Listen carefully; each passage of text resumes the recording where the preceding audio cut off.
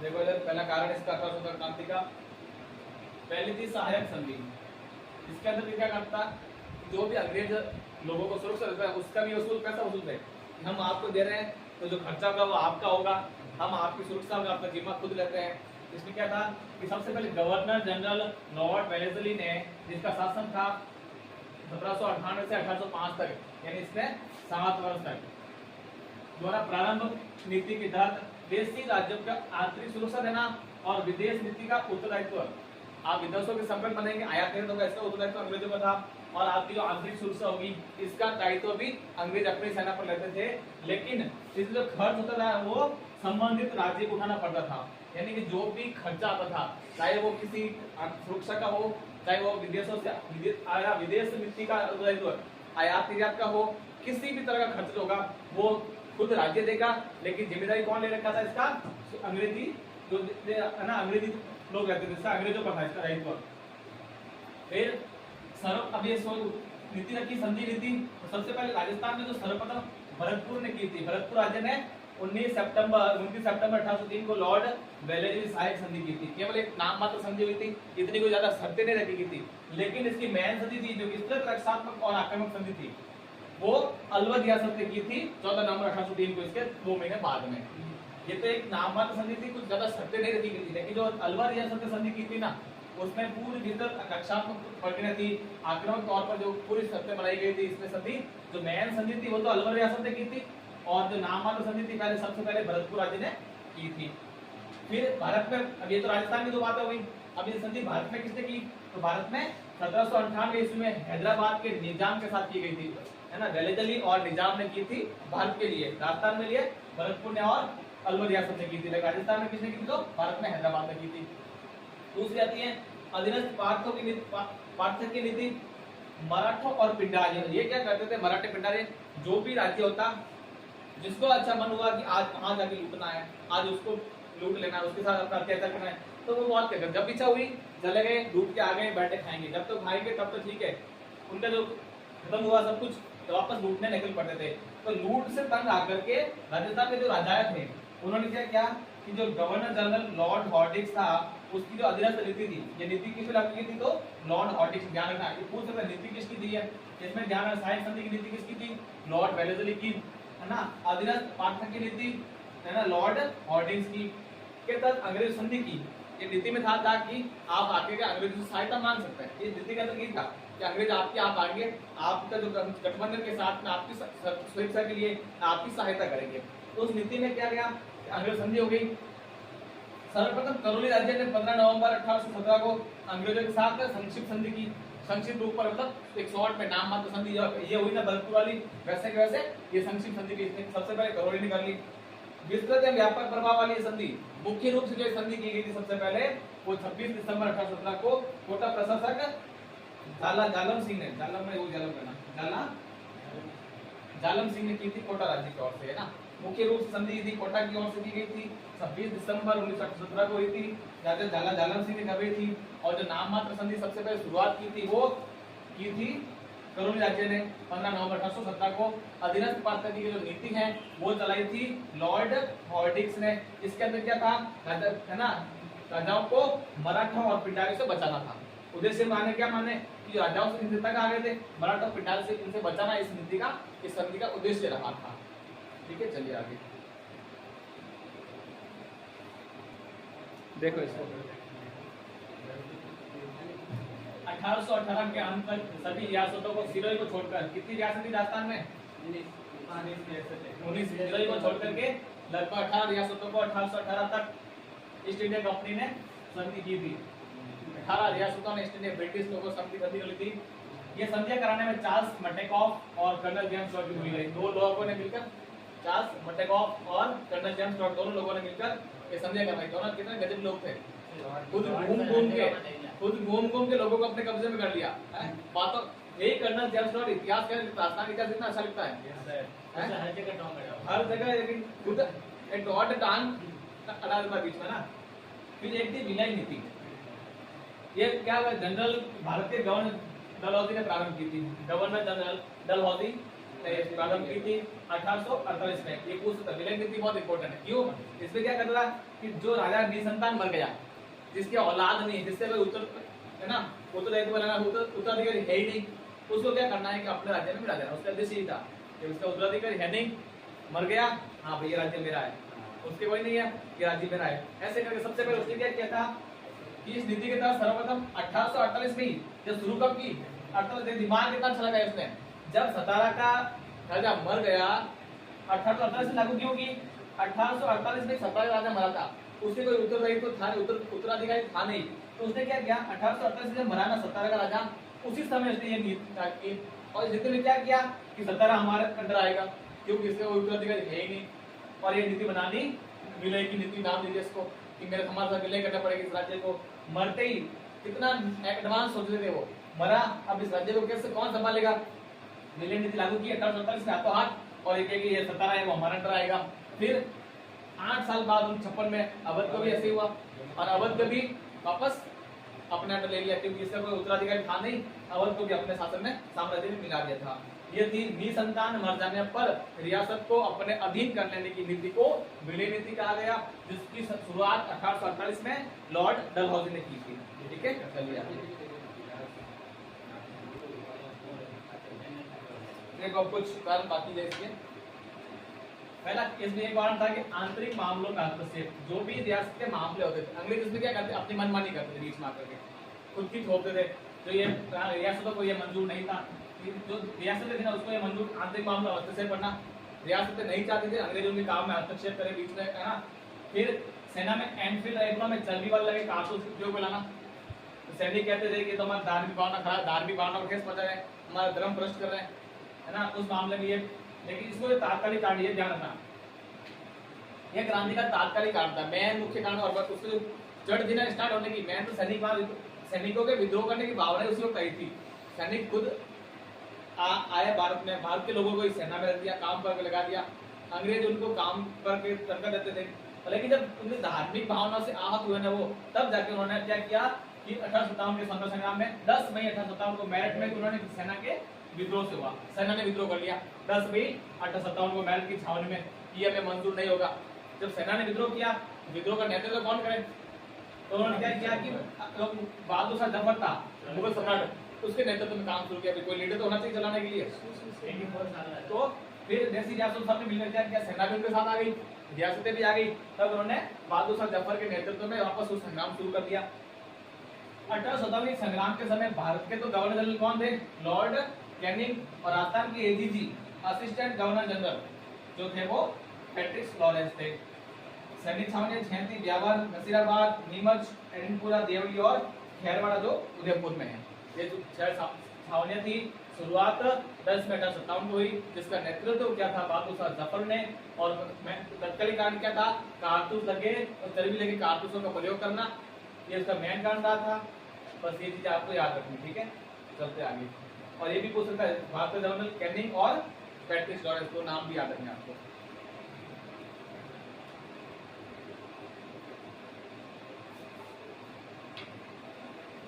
पहला केंद्र इसका नसीराबाद, शुरुआत यहीं से हुई थी राजस्थान में, तो भारत में डायरेक्ट कोई राजस्थान में नसीराबाद हुई। राजस्थान में जो ब्रिटिश सत्ता बैठी थी, जिसका मुख्य केंद्र अजमेर था, अजमेर उन्होंने अपना डेरा डाल लगा था, सबसे पहले आते ही केंद्र बना लिया। अजमेर में नियुक्त 15वीं बंगाल नेटिव इन्फेंट्री जो सेना थी, जब अजमेर वालों को लगा कि यहाँ खतरा ज्यादा बढ़ गया, उन्होंने क्या किया कि जो पहले सेना लगी थी नेटिव इन्फेंट्री, इनको तो क्या किया, नसीराबाद भेज दिया, ठीक है।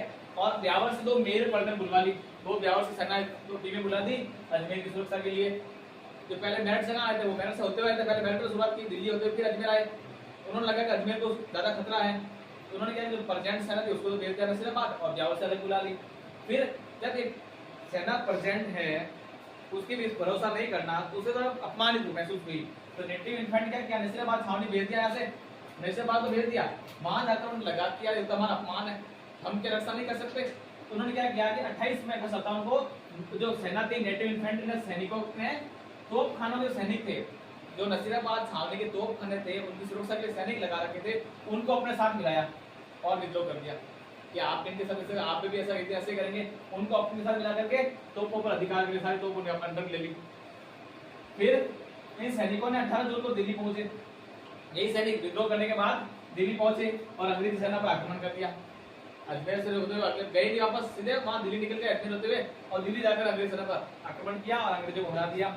जब पता चला ये तो नसीराबाद छावनी से विद्रोह करके दिल्ली निकल गए हैं, तब अंग्रेजी अधिकारी वॉल्टर और हीथकोट ने मेवाड़ सैनिकों की सहायता ली और आप उनका पीछा किया, लेकिन वो सफलता नहीं मिली, वो चले गए थे। आदमी दिल्ली तक भी सुरक्षित पहुंच गए थे।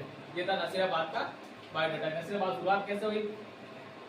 नसीराबाद की शुरुआत का कारण ये था कि जो नेटिव इन्फेंट्री थी ना, इसको वहां से हटा देना, क्योंकि उनको लगा कि अब काम नहीं कर सकते, ये सुरक्षा नहीं दे सकते, क्योंकि सबसे पहले शुरुआत मेरठ से होते हुए आ रही थी, मेरठ दिल्ली फिर अजमेर, तो अजमेर से उनको हटा दिया। तो इनको लगा कि अब अपमान कर दिया हमारा, तब इन्होंने वहां के सैनिकों के साथ मिलकर अपना खुद का ग्रुप बना दिया। जो प्रचंड सैनिक वहां थे उनको भी अपने साथ मिलाया और फिर विद्रोह शुरू कर दिया। तो राजस्थान में शुरुआत हुई थी 28 मई 1857 को नसीराबाद से। चलते आगे अगली छावनी में।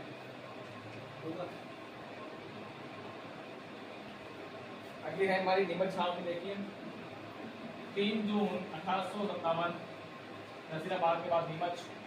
नीमच के समय हीरा सिंह के नेतृत्व में विद्रोह किया था। नीमच छावनी विद्रोह कब हुआ? 3 जून 1857 को नेतृत्व किया था हीरा सिंह ने। ब्रिटिश कैप्टन हार्ड कैसल और लेफ्टिनेंट वॉल्टर ने नेतृत्व में जोधपुर की सेनाओं के और कैप्टन सावस के नेतृत्व में मेवाड़ की सेनाओं ने इनका पीछा किया। मेवाड़ की सेना हर जगह की मदद करती है, मेवाड़ वाले, किंतु वे क्रांति पर नहीं रोक पाए और वे दिल्ली पहुंच गए थे। नीमच के सैनिकों ने दिल्ली का कूच किया था। 3 जून को तो स्टार्ट की और ठीक 2 दिन बाद 5 जून को देवली से आगरा होते वो दिल्ली के लिए रवाना हो गए थे। ठीक है, इतना ही छावनी है। एक स्थान पर पड़ता है डूंगला नीमच छावनी में। और स्थान जहाँ नीमच से बचकर, जब नीमच के इन्होंने विद्रोह किया था ना, तो 40-50 लोग थे अंग्रेज वहां थे, वो उनको नहीं रोक पाए थे। तो क्या क्या 40 अंग्रेज अफसर वहां से भागने लगे, भागे तो उनको पकड़ लिया और उनके जो परिवार थे उनको भी पकड़ लिया और डूंगला नाम स्थान पर उनको बंधक बना दिया था। डूंगला जब बंधक बना के वहीं रखा, हाँ आप हमारे अंदर हो। यानी डूंगला नामक स्थान पर 40 अफसरों और उसके परिवार जनों को बंदी बनाया गया, जो नीमच छावनी में आता था। एरनपुर छावनी इसमें विद्रोह हुआ था 21 अगस्त 1857 को पूर्विया के सैनिकों ने विद्रोह किया था। बस एरनपुर इतना ही है। कब हुआ, किसने किया, कब हुआ? तो 21 अगस्त 1857 पूर्विया के सैनिकों ने विद्रोह किया था। चलिए आगे।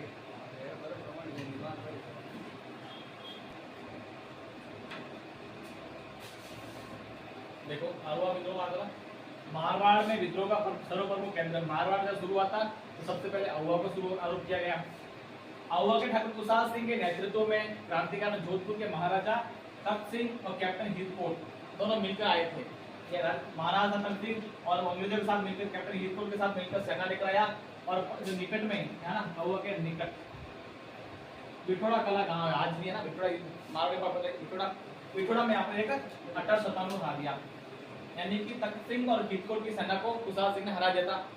सबसे पहले शुरुआत हुई इसकी 8 सितंबर 1857 को हराया था। एजीजी लॉरेंस पैट्रिक अजमेर से सेना लेकर गए वापस। जब ये हार गए, महाराजा तख्त सिंह और हीथकोट हार गए, तो दोबारा आए वो, है ना, एजीजी लॉरेंस आया और अजमेर से सेना लेकर आया, लेकिन जेलावास में इनको रोक दिया गया। आहुआ आने नहीं दिया पूरा। आहुआ से पहले रानावास का आज भी गादाना जेलावास गांव पड़ता है, तो वहां पर आकर के उन जेलावास में रोक दिया और वहां भी 18 सितंबर को, यानी ठीक 10 दिन बाद, 8 को इसको रहा, 10 दिन बाद वापस आए, तो 18 सितंबर 1857 को क्रांतिकारी से पराजित हो गए। ये भी हार गए। फिर जेलावास युद्ध, जब जेलावास युद्ध हुआ ना, इसमें क्या हुआ, जेलावास युद्ध में जोधपुर का पॉलिटिकल एजेंट मॉक मैसन भी लॉरेंस के साथ आया था। लॉरेंस आया था, इसके साथ में जो मॉक मैसन को भी बुलाया गया, आप भी चलिए, है ना, आपका भी स्वागत होगा। तो फिर इस युद्ध में मॉक मैसन मारा गया और क्रांतिकारी ने मॉक मैसन का सिर काट कर आहुआ के दरवाजे पर लटका दिया, किले के दरवाजे लटका दिया। वैसे लटकाया जैसे आज नया घर बनाते हैं ना, नया घर बनाने पर लाते हैं वो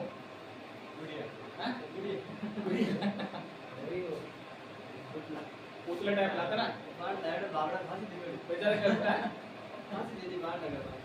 सिर से लगा पूरा नहीं लगा, सिर काट के लटका देता। बाल तो बड़े रखी थे वो कैप के नीचे, सिर बाल बांध के लटका जाते। इसके बाद जब दूसरी बार हार गए, तीसरी बार में क्या होता है, इसके बाद गवर्नर लॉर्ड कैनिंग और कर्नल होम्स दोनों अंग्रेजी आते थे। दोनों अंग्रेज आए, बड़ी सेना लेकर आए और आहुआ भेजी। उसमें जो 20 जनवरी 1858 युद्ध हुआ। अब कितना टाइम ले लिया इन्होंने, सितंबर के बाद प्रिपरेशन 4 महीने में तैयारी की, तो सितंबर में देख पहले हार गए 8 सितंबर को, फिर हारे 18 सितंबर को, फिर उन्होंने 20 जनवरी यानी कि अक्टूबर नवंबर दिसंबर जनवरी 4 महीने तक उसकी पूरी प्लानिंग की, पूरी प्रिपरेशन की कि अब क्या करना है कि तीसरी बार जा रहे हैं तो कुछ हासिल हो जाए। फिर 20 जनवरी 1858 को वापस आए और भीषण युद्ध किया उन्होंने। इस युद्ध में क्या होता है कि क्रांतिकारी हार जाते हैं और वो वहां से वापस क्रांतिकारी लौट जाते हैं। अब आगे क्या होता है देखते हैं। हाँ देखो आगे, अब जब उन्होंने देखा जब वो आते हैं वापस सेना लेके जेम्स होम्स वगैरह है ना, तो उन्हें लग रहा है जीत, तो क्रांतिकारी वापस लौट जाते हैं। तब उनको लगा कि जीत क्या सना पाकर ठाकुर कुशल सिंह ने 23 जनवरी 1858 को रात्रि में किले की जिम्मेदारी अपने छोटे भाई लामया कला के पत्ती सिंह को सौंप दी। पत्ती सिंह बुलाया, तो किले की जिम्मेदारी तू संभाल, मैं तो नहीं करता हूँ। 23 जनवरी को ये निकला और 24 को मॉर्निंग आया, भाई सेना आई वापस, आओ युद्ध करो, तो देखा कि है कहाँ युद्ध करना, वो तो निकल गया। तो अगले दिन 24 तो उनका भाई तो पत्ती सिंह ने क्या किया, चाबी उनको दे दी, आप संभालो। बड़े भाई तो मुझे लेके गए, अब मेरे तो है नहीं इसके पास सामर्थ्य, इतना है नहीं कि मैं आपसे लड़ाई करूं, ये लो चाबी किले की। तो 24 जनवरी 1858 को किले पर ब्रिटिश सेना का अधिकार हो गया। अगले दिन 24 जनवरी को ब्रिटिश लोगों ने आउवा का किला जीत लिया था। फिर ठाकुर प्रसाद सिंह ने क्या कोठारी राजा जो रावत थे जोत सिंह, उनके वहां जाकर शरण ले ली।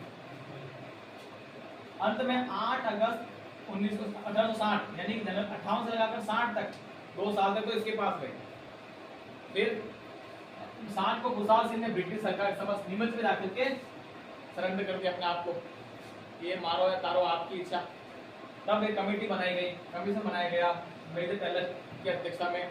उस कमेटी में इसके खिलाफ जांच चली और जांच में 3 महीने बाद क्या अगस्त सितंबर अक्टूबर नवंबर 3 महीने बाद में उनको छोड़ दिया, आप फ्री हो। वहां से छूटने के बाद वो उदयपुर गए और उदयपुर में 25 जुलाई 1964 को उनका देहांत हो गया। इस प्रकार से हमारे ठाकुर कुशल सिंह जिनको वीरता के लिए कहा जाता है और लास्ट में भागने के लिए भी पता चल गया। चलिए आगे,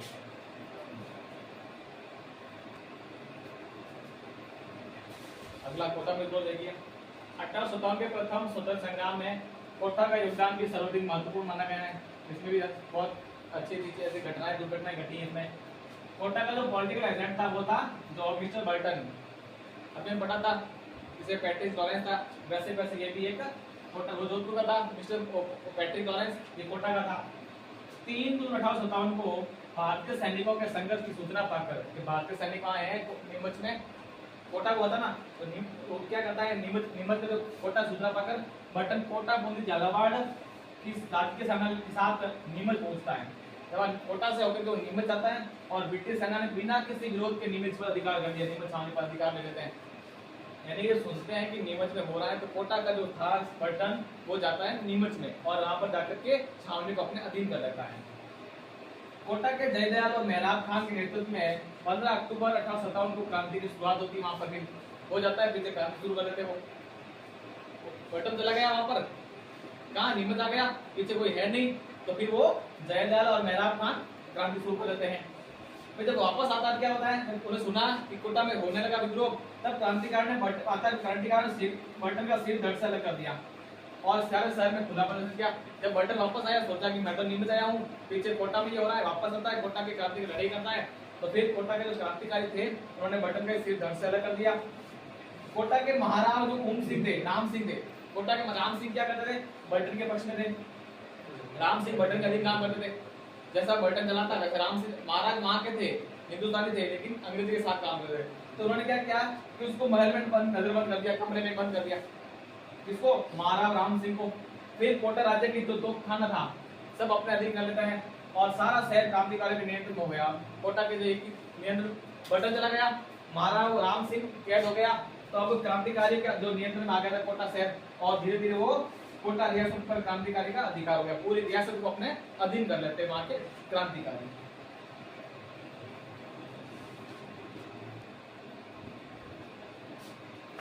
देखो जब कोटा लास्ट ये, अब जब उस महाराव को कैद कर लिया, राम सिंह को महाराव राम सिंह को कैद कर लिया, नजरबंद करने के बाद अपना क्रांतिकारी अपने अंडर कोटा को ले लिया, फिर जनवरी 1858 को करौली की सेना आकर कोटा के महारा उप क्रांतिकारियों से नजरबंदी मुक्त करवाया था। जब बैठा दिया करौली की सेना आती है और राम सिंह को उनसे छुड़ाती है। फिर जनवरी में हुआ, फिर मार्च के अंदर मेजर जनरल रॉबर्ट्स के नेतृत्व में अंग्रेजी सेना आती है और कोटा के क्रांतिकारियों से आक्रमण करते हुए आक्रमण युद्ध किया और 30 मार्च 1858 को कोटा वापस ब्रिटिश सेना के अधिकार में गया, है ना। क्रांतिकारी ने केवल 6 महीने तक ही शासन किया था, 6 महीने बाद वापस ब्रिटिश सेना के पास आए। 6 माह तक क्रांतिकारी के अधीन रहने के बाद कोटा पुनः महाराव राम सिंह को मिला, यानी अंग्रेज सेना ने जीत लिया। अंग्रेज सेना का प्रतिनिधित्व कौन करता था वहां पर? महाराव राम सिंह करता था, महाराव वो उनका दिन था, तो वापस उनको दे दिया कि हम अपना कोटा संभालो वापस। फिर करौली के महारावल मदनपाल की सेना भी मेजर जनरल रॉबर्ट के साथ थी, यहाँ उनको आकर छुड़ाया जनवरी में। फिर मार्च में जब युद्ध हुआ ना, तो भी करौली की सेना वापस उनके साथ आकर अंग्रेजों के साथ युद्ध किया था।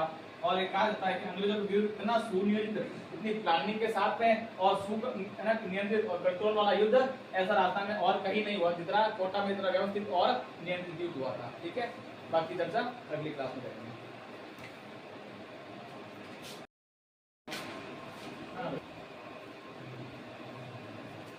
देखो आगे वापस अगला है हमारा लास्ट कोटा पड़ा था। कोटा के बाद आया टॉप में। टॉप रियासत की स्थापना, एक टॉप की एक रियासत रही थी स्वतंत्रता संग्राम के समय, जिसकी स्थापना 1857 में की थी। नवाब अमीर खां और जो अंग्रेज शासक थे उनके मध्य एक समझौता हुआ था, एक संधि हुई थी। उस संधि के आधार पर टोंक रियासत की स्थापना की गई थी। इस रियासत में द्वितीय नवाब वजीर खां, जिसको वजीरुद्दौला भी कहा जाता था, शासनकाल जो 1834 से 64 तक चला था, भारत का पहला स्वतंत्रता संग्राम हुआ था। उनके शासनकाल में भारत में पहला राजस्थान में हुआ था। कब हुआ था? राजस्थान में कब शुरू हुई थी?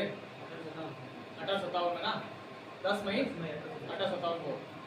लेकिन भारत में उनके शासनकाल होता जहाँ वजीर खां का शासन था टॉप में। बनास नदी के किनारे अमीरगढ़ एक किला है। विद्रोहियों और नवाब की सेना के मध्य में, विद्रोही जो क्रांतिकारी से जुड़े थे वो और जो नवाब की सेना थी उनके मध्य में युद्ध होता है। और नवाब के दीवान जो फैजुल्ला खां था, लोग विद्रोही उनको पकड़ लिया और उनके तोप खानों पर अधिकार कर लिया। यानी अधिकांश क्रांतिकारियों का मकसद ये होता था, पहले उनको उनके पास कुछ चीजों की कमी थी, धन की कमी थी, सेना की कमी थी, विद्रोही बहुत कम जुड़ते थे और एक हथियारों की कमी थी।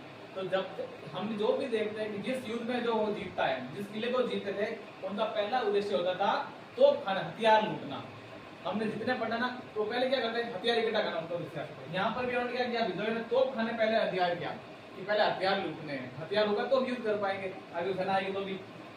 नगर को घेर फिर उन्होंने हथियार लूटा। नगर विद्रोही ने टोंक राज्य पर अपने शासन की घोषणा कर दी। जब हथियार लूट लिए, शासन को बाद अपदस्थ कर दिया, हटा दिया पद से, तो वहां अपनी घोषणा कर दी, जो लगभग 6 माह तक रहा था। 6 माह क्यों रहा? क्योंकि जो जयपुर के जो रेजिडेंट ईडन थे, ईडन नाम का जो व्यक्ति था ना, उसने क्या किया? सेना लेकर टोंक पहुंचा, टोंक को मुक्त करा दिया। ईडन ने क्या देखा कि टोंक राज्य जो नवाब था वो ईडन के अधीन काम करता था। ईडन एक अंग्रेज शासक, अंग्रेज था। तो उन्होंने सोचा कि अब रियासत चली जाएगी विद्रोही क्रांतिकारी के पास, तो सेना लेकर जाता है और 6 माह बाद में वो टोंक को मुक्त करा देता, उनसे आजाद करा देता है। टोंक की क्रांति में मीर आलम और उनके परिवार की भूमिका विशेष रही। मीर आलम नाम का व्यक्ति था जिसने ऐसा क्या क्रांति में विशेष भूमिका निभाई, जिसके परिवार वालों मिलकर क्रांति में भाग लिया था। चलिए आगे धौलपुर।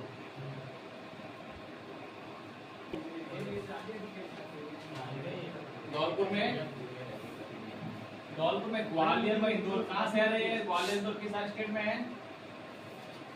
इसमें अब ग्वालियर से कौन आता? 1870 में किसने भाग लिया था? ग्वालियर से एक शख्स आता है जो 1857 की क्रांति में पार्टिसिपेट करता है। शिवराज सिंह चौहान तभी चला गया कैबिनेट में। क्रांतिकारी सैनिकों में राव रामचंद्र व हीरालाल नेतृत्व में स्थानीय लोगों ने इस सहायता से विद्रोह कर राज्य पर अपना अधिकार किया था। क्रांतिकारी सैनिकों ने क्या किया था? इंदौर के क्रांतिकारी सैनिक आए, उन्होंने राव रामचंद्र व हीरालाल की स्थानीय सैनिकों की सहायता ली और फिर विद्रोह करके धौलपुर राज्य पर अपना अधिकार किया था इन्होंने। दिसंबर 1857 तक धौलपुर शासक शक्ति व अधिकार विहीन शासक रहा, क्योंकि अधिकार ग्वालियर व इंदौर के क्रांतिकारी ने लूट लिया उसको, तो तब उसके पास न तो शक्ति रही न ही अधिकार रहे, तो वो दिसंबर तक शक्ति विहीन बना रहा। फिर 2 माह बाद पटियाला की सेना ने विद्रोह को समाप्त किया। फिर पटियाला कहाँ है? पंजाब। पंजाब से सेना आती है और फिर उसको शासन को 2 महीने बाद विद्रोह को समाप्त कर देती है। बस धौलपुर में शासन इतना ही चला था, 2 पार्ट की रात हमने, ठीक है। अब आगे चलिए।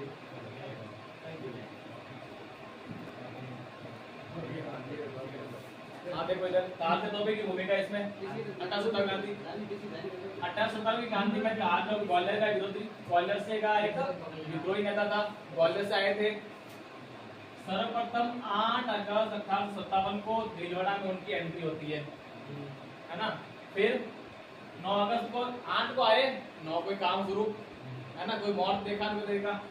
9 अगस्त को उनकी कोठाई नदी तट पर एक कुआड़ा नाम स्थान है, वहां जनरल रॉबर्ट की सेना से युद्ध किया और आते ही भाई साहब को पीछे हटना पड़ा है ना, चला। क्योंकि रॉबर्ट तो तैयार बैठा था, वो तो आया। आने के बाद प्लान करने में टाइम लगता है, कैसे प्लान, कहाँ लड़ना है, कैसे लड़ना है, क्या सैनिकों को बुलाएंगे, वो तो दूसरी आते ही शुरू कर देता, जो अपने आप में इतना ही एटीट्यूड था उसको। और रहे क्यों ना तलवारबाजी, उसको कितनी आती थी।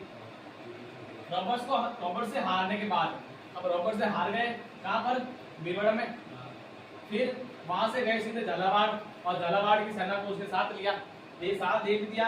और वहां तो पर्यटन शासक थे पट्टी सिंह, उनको क्या अपदस्थ का मतलब पद से हटा देना।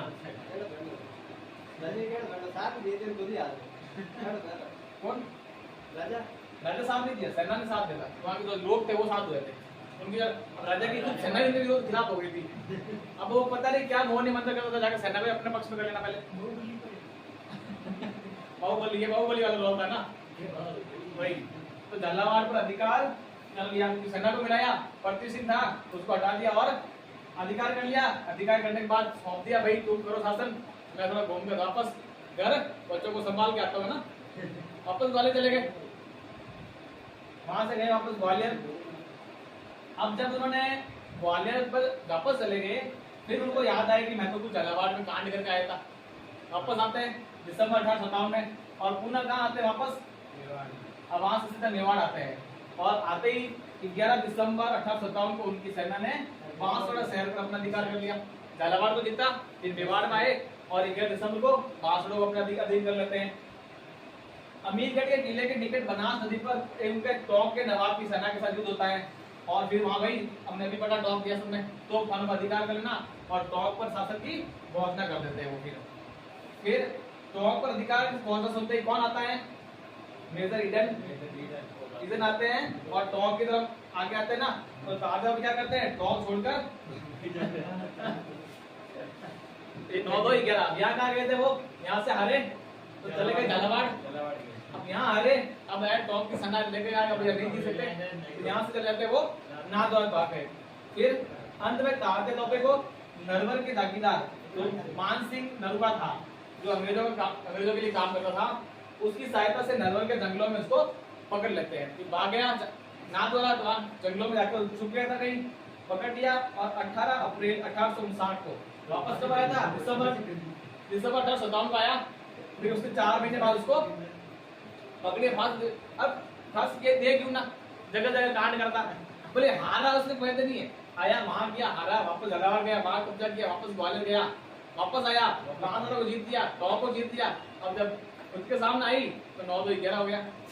फिर नाथद्वारा आता है, नाथद्वारा के जंगलों में वो पकड़ा जाता है। और फिर 18 अप्रैल 1859 को उसे सिपरी में, जगह का नाम क्या था, सिपरी, तारीख थी 18 अप्रैल 1859 को फांसी दे दी जाती है। इस प्रकार ताते तोपे का ना 1857 की क्रांति में पूरा अंतिम संस्कार हो जाता है उसका। तो चलिए आगे क्या हुआ, राम नाम यही सत्य, इसके अलावा सब झूठ है।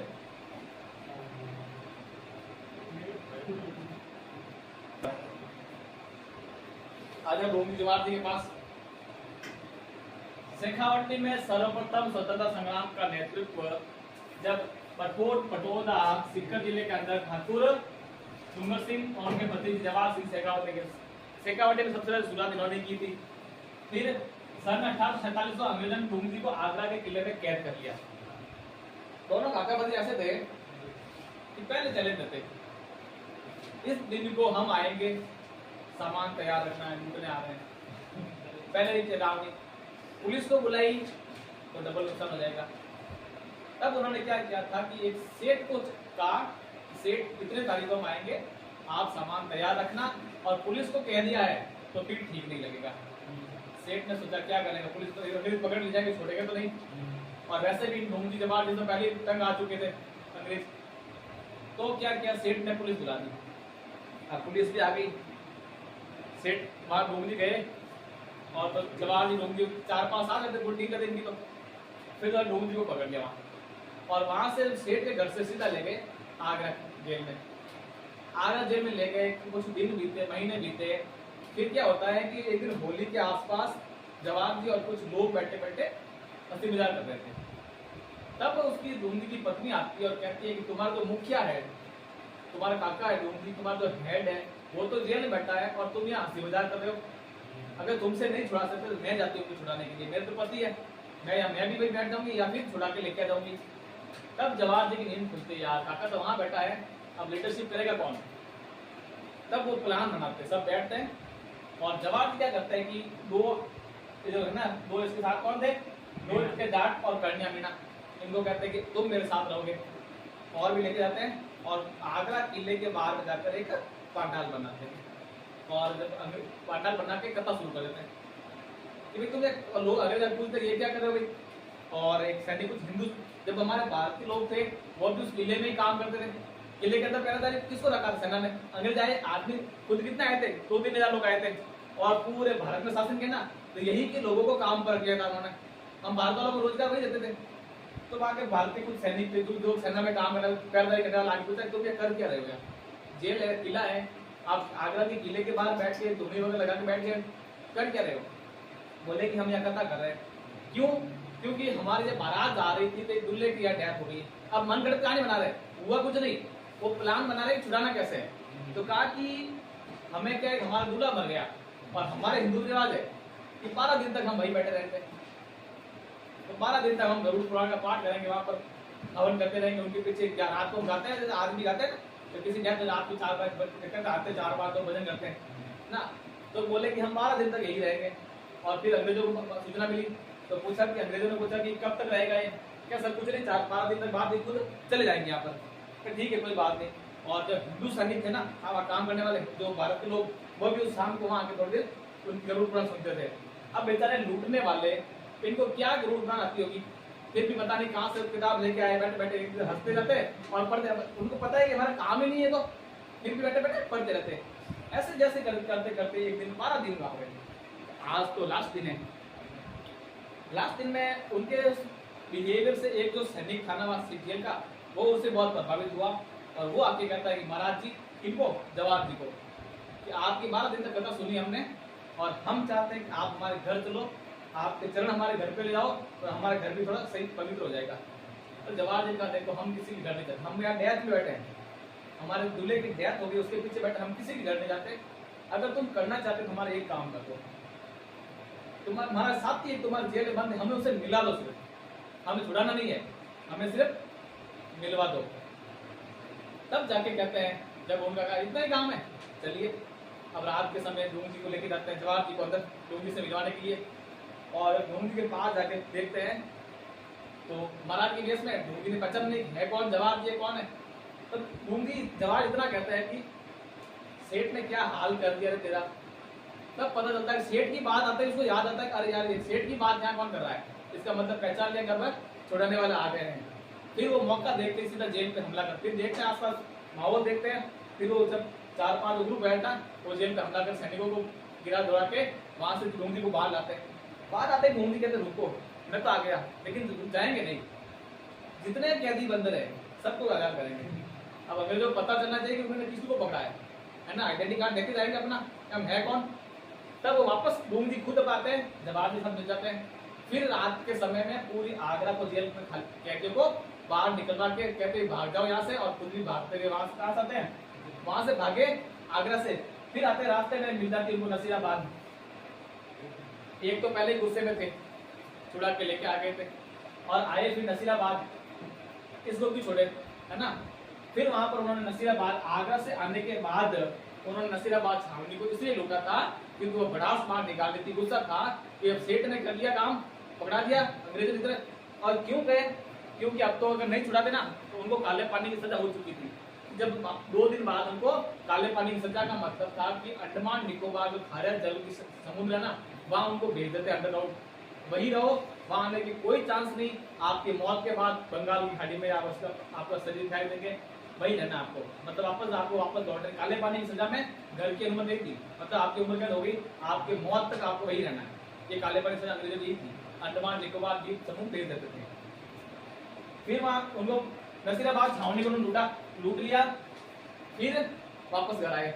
ये कांड किसने किया था, आगरा वाला सेठ ने, बुलाओ सेठ को, मिलते हैं पहले उसे वापस, फिर सेठ से मिलते वापस, देख सेठ पहले जो करना कर लिया, अब हम वापस आ रहे हैं, अब पुलिस को क्या, तो पुलिस के बाप को बुला देना, हम तो आएंगे वापस। सेठ ने कहा आपको पुलिस बुलाएगी तो भी काम चलेगा नहीं, तो सेठ क्या करता है, बोलता है ठीक आ जाना। उसने अपने जो सारे गहने थे, सेठ ने गहने थे ना, गांव में कुछ महिलाओं को बुलाया, और सारे उसका धनमान होता क्या था, पैसे तो थे नहीं, सिक्के चांदी सोने चांदी के गहने होते थे, गांव की महिलाओं को बुलाया और सारे गहने महिलाओं को पहना दिए, जितने घर में आभूषण थे, सोना चांदी थे ना, सब महिला को आप लूटेंगे क्या, और घर में ऐसा कुछ रखा ही नहीं कुछ लूट सके। और अब महिला को क्या किया, एक कमरे बंद कर लिया, सिर्फ घर में पुरुष बैठे आस पास देखे मॉल, और ढूंढी जवाहर जी गए, सेठ ने कहा ये रहा घर, जो लेना है ले लो। अब बेचारे ढूंढ के परेशान हो गए कि धन माल है कहाँ। अब सेठ कहलाता है, सेठ के पास है तो सही, लेकिन वो है कहाँ। तब कोई एक था पास में होशियार आदमी, वो कहता है कि इस घर में महिलाएं क्यों नहीं, हर घर में होती है। बोले कि महिलाएं आ गई, तो फिर अलग अलग पता किया, एक कमरे बंद है, तो उसने कहा सेठ को दरवाजा खोलो, दरवाजा खोला, महिला को हाथ नहीं लगाएंगे हम, अपने आप में पुरुष भी तो थे वो, महिला को टच नहीं करेंगे, और महिलाओं को कहा कि अपना अपने उतार दो, नहीं तो हम फिर आएंगे लेडीज पुलिस लेकर, उससे बेटर है कि तुम ही उतार दो। महिलाओं ने सारे गहने उतार दे दिए। जब ढूंढी जवाहर जी उस सेठ के पास बैठे, सन्ना काम कर रही है और ये भागा है, तो कौन देगा। तब उन्होंने क्या किया, आके कहा कि जब ढूंढी जवाहर जी बोला कि हाँ सब मिल गए, वो अंदर जाके देखते हैं कि सब महिलाओं के गहने उतरे हुए हैं।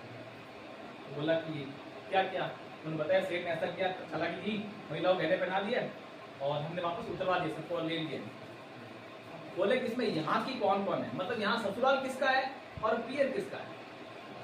पियर ससुराल से या कौन आई है, बहन बेटी कौन है यहाँ की, यहाँ की चलेगी, लेकिन बहन बेटी है ना, उससे कहते वापस करो, क्योंकि ढोंगी जवान से बहन बेटी के कहने नहीं लूटते, तो उन्होंने अपना बहन बेटी के कहने तो वापस दे दिए, और कहा कि वो के कहने सेठ वापस नहीं करवाएगा आपके लिए। तो इस तरह से वापस सेठ को वापस आगरा की जेल से आकर नसीराबाद छावनी को लूटा, उसके बाद वापस सेठ को मिले और सेठ से वापस उसको भी लूट के आए कि हाँ अब आपका नंबर है ना।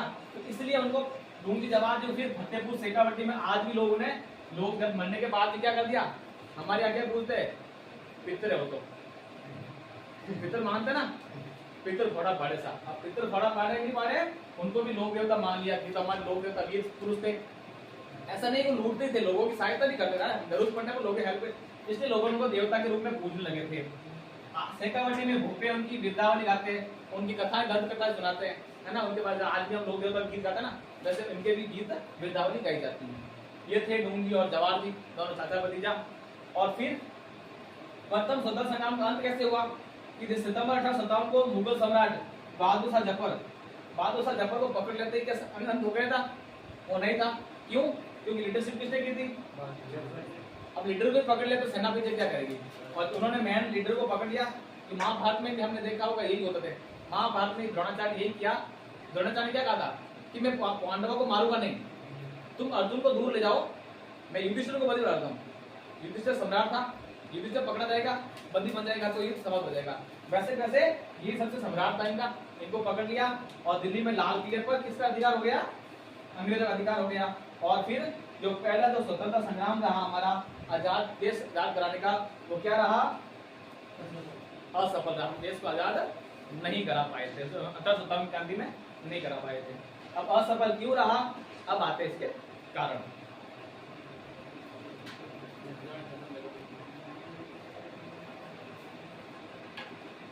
देखो इधर, अब असफल तो रही, क्या कारण रहे। पहला कारण था पर्याप्त नियोजन और सूझबूझ। न तो वो प्लानिंग करते थे, बस जैसे मन में आया वैसे अब अपने अपने दिमाग चलते थे, उनके पास वो प्लानिंग हुई सूझबूझ थी नहीं ना, इसलिए वो रही। एक तो अभाव, इस चीज का अभाव रहा सूझबूझ का। अधिकांश राजाओं द्वारा ब्रिटिश शासकों का सहयोग करना। राजस्थान के अधिकांश शासक किसके साथ है? अंग्रेजों के साथ में। क्रांतिकारी के साथ कोई आते ही नहीं थे, इसलिए ये भी कारण रहा असफल होने का। क्रांतिकारी के पास धन, रसद और हथियारों की कमी, न तो उनके पास पैसे थे, न खाने की सामग्री कमी थी, और उनको हथियारों की भी कमी थी। इन कारण भी है, धन, रसद और हथियार कमी के कारण भी असफल रहा। फिर क्रांतिकारी में अखिल भारतीय दृष्टिकोण व समन्वय में कमी। अखिल भारतीय दृष्टिकोण, अखंड भारत बनाने की जो नीति थी ना, क्रांतिकारी करते क्या थे, ये भी उनके अंदर कमी थी। खुद जीते अधिकार कर लिया, 5 वर्ष जीता इस पर अधिकार कर लिया, जलावन अधिकार कर लिया, यही दृष्टिकोण है। उनको अखंड भारत सोचना था, अखिल भारतीय दृष्टिकोण नहीं था उसमें। और समन्वय मतलब किसी चीज में समझौते करने में कमी थी उनकी, ये भी कारण रहा। बीकानेर राजा सरदार सिंह राजस्थान के एकमात्र ऐसे शासक थे जो स्वयं अपनी सेना खुद कहाँ भेजी, अंग्रेजों की सहायता है तो अपनी रियासत से बाहर गए सेना लेकर, अंग्रेजों की सहायता के लिए अपनी रियासत से बाहर चले गए, जहाँ बारडू नामक स्थान पर उन्होंने क्रांतिकारी की सेना को पराजित किया। अब बेचारे देश को आजाद करने में लगे हुए हैं, और ये भाई साहब क्या कर रहे हैं, टीम लेके जा रहे हैं और उन्हीं को हराकर आ रहे हैं, अंग्रेजों का साथ दे रहे हैं, ये भी कारण रहा। करौली के शासक मदनपाल ने अपनी सेना कोटा की क्रांति के दबाने के भेज दी। कोटा में क्रांति हुई, वहां पर सेना भेज दी, मदनपाल ने कोटा में पटा लिया, कोटा में पटा देती आई थी, कोटा में भी मदनपाल ने सेना भेजी, इसका वो क्रांति असफल रही थी वो भी। फिर जयपुर महाराजा सवाई मानसिंह द्वितीय ने अपनी सेना अंग्रेजों की सहायता तो मेजर ईडन के पास कहाँ भेजी थी? अभी ईडन कहाँ गया था? चाहते तो हराने के लिए गया था ना, झालावाड़। तो झालावाड़ ईडन गया वहां, तो वहां पर किसने भेजी थी? इस जयपुर के मांस भेजी, तब चाचा को नाम द्वारा भागना पड़ा था, इसीलिए। तो इस प्रकार बीकानेर नरेश, सरदार सिंह, करौली एवं जयपुर रियासतों ने क्रांतिकारी को दूसरे प्रत्यक्ष रूप से बिल्कुल सबके सामने, ऐसा नहीं झुक करके नहीं, सबके सामने ही बुराई करे तो करे, मजबूरी में उनके सैनिकों की अंग्रेज सैनिकों की सहायता करते, सबके खुले आम सहायता करते, अंग्रेजों के साथ रहते थे वो। ऐसे थे हमारे कुछ शासक, इसी कारण हम देश आजाद होने में बहुत समय लग गया था। इसलिए अंग्रेज कहता ना कि हम 3000 आए, एक पत्थर फेंकते लेकिन आजाद होते थे, लेकिन किसी ने ऐसा किया ही नहीं, सब उनकी गुलामी करने स्वीकार, हाथ जोड़ के बावजूद थे तो तब बावजूद करने लग गए, इसलिए देश राजस्थान लेट आजाद, देश हमारा बहुत देरी से आजाद हुआ था, इसको 100 साल 2 साल पहले आजाद हो जाना चाहिए था। ठीक है, चलिए आगे।